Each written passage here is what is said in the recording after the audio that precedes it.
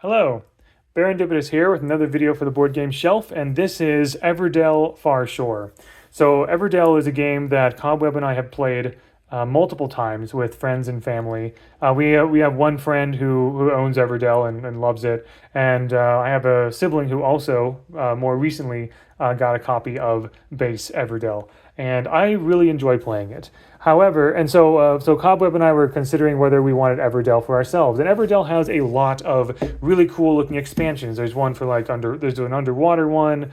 There's one for like underground. There's a train one. There's other wonderful expansions. But we didn't want to get base Everdell, and all those expansions they're not standalone. We didn't want to add another game that has like a bunch, a dozen or so expansions, because goodness knows we don't have room enough for that. We wanted a standalone game of Everdell that was not base Everdell, and thankfully there is one other, and that is Everdell Farshore.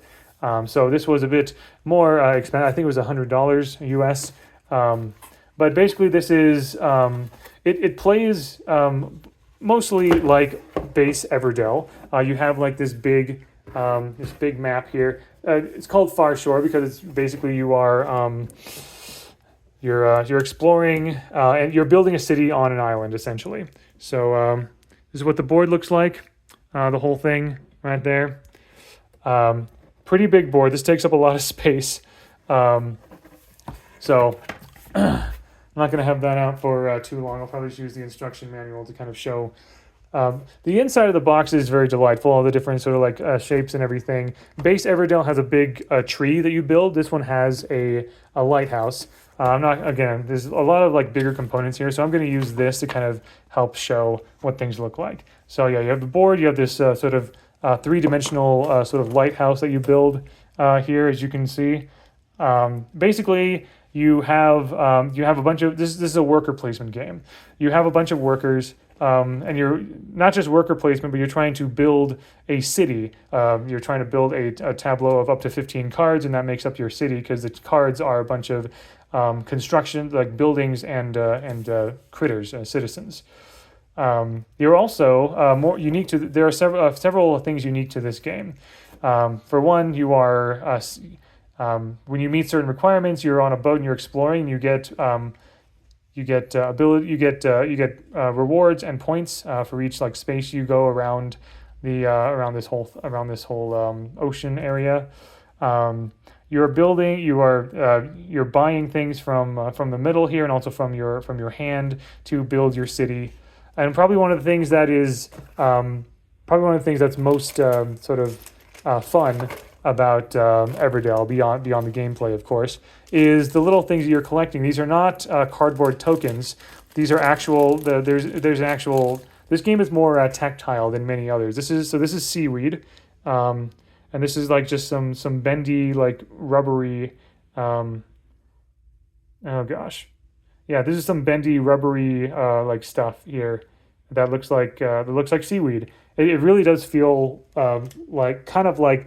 It's not slimy, but it's like soft and rubbery, so it feels like it could be something kind of like seaweed. These are the different critters. You choose one color. So you got beavers, crabs, puffins, and ducks. Maybe not puffin. I don't know. There's various islands. Okay, here we go. There's these seashells, which represent points. So if something gives you points, you can collect. You can collect these seashells here. Where else do we have? Things that are not like cardboard tokens, because there's several other. Here we go. Okay, so there's these mushrooms. Once again, these are they're rubbery, so very different feel to many other things. So they do feel kind of like small mushrooms. There's also driftwood. These are just wooden tokens cut to look like bits of driftwood here. I know there's at least one other thing. Let's see. Is it in here? Oh gosh, where? Here we go. There's I think these are called sea stones. These are basically kind of like, standard, the sort of a standard board game crystals, but they are kind of like this really cool blue color. And they kind of have a bit of a frosty look to them as well. And then, and then there's metal anchors, which allow you to kind of build some, to kind of I think it's to add some cards for free under certain conditions, but you can only do it 3 times per game total. So, oh gosh, how did this fit in? This is very specific, but anyway, whatever. I'll figure that out. But yeah, you're building your city. You're trying to, and at the end, you count up all of your points to see who wins. Essentially, there's many different ways to kind of build your city and try to get the upper hand over everybody else. Good golly, what? This is gonna bug me. Why is this not? Oh, okay. Nope. Well, anyway, whatever. Sorry, I spent way too much time on that. Let's see. Here's examples of various cards that you can find in Everdell. So yeah, so you got various constructions, as well as various critters as well. The art is very adorable. This is one of my favorites. The Lighthouse Keeper is just kind of this kind of like derpy looking owl who looks like he's seen some things. But yeah, so normal Everdell is very much sort of like focuses on woodland creatures, and Everdell Farshore has a mix of woodland creatures and a bunch of water creatures as well, or amphibians, even like axolotls or whatever, right? Or maybe maybe it is mostly focused on just kind of like water. Oh no, yeah, there's some woodland creatures here, kind of like discovering these island settlements and everything. So it's very cute, and even though the basic rules are the same as normal Everdell, there are actually Cobweb and I noticed there's actually some things about this game that feel very different. And there's actually some quick rules comparing Farshore to Everdell. So if you're familiar with Everdell, here's some differences. So Farshore is built on the main mechanical structure of Everdell, but there are some, but it feels like a bit of a different game. So you only get one, for example, you only get one worker per player in Autumn, and one worker per player goes into a ship at the beginning of the ship track. I mentioned that.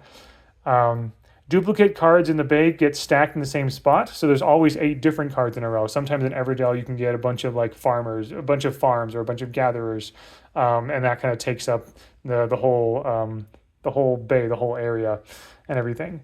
Also, let's see. Yeah, in general, and here's a big thing. In general, resources are slightly harder to get, and cards are easier to get, and more frequently used for purposes other than playing them into your city.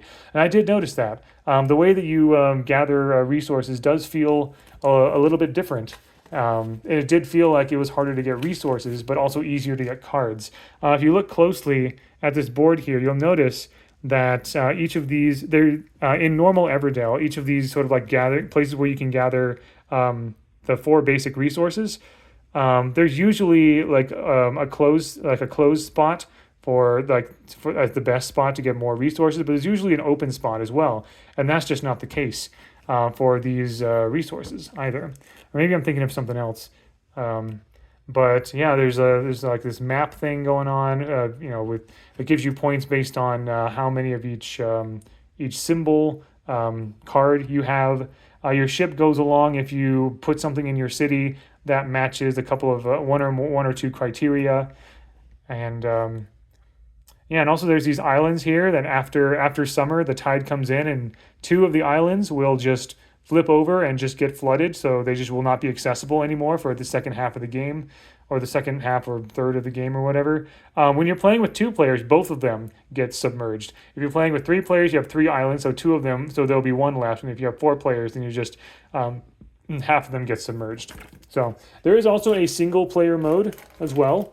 And I have not tried that, so I don't know exactly what that's like, but it certainly looks delightful, just like everything else in Everdell. So anyway, for anyone who is familiar with Everdell, and even if you're not familiar with it, this is just as good of a game as base Everdell, and I would certainly, if you're more if the forest or woodland creatures is not quite your thing, maybe this one is.